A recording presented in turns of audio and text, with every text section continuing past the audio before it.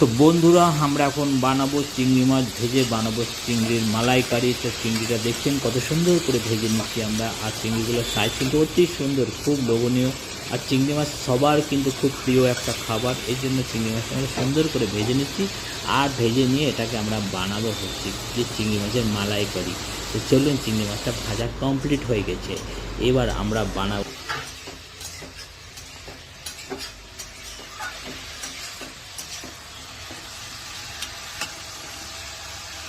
তো চিংড়ি মাছগুলো আমার ভাজা হয়ে গেছে, আর হালকাই ভেজেছি, কারণ বেশি ভাজলে চিংড়ি মাছ রবাটের মতন হয়ে যায়, তো হালকাই ভেজে নিয়েছি।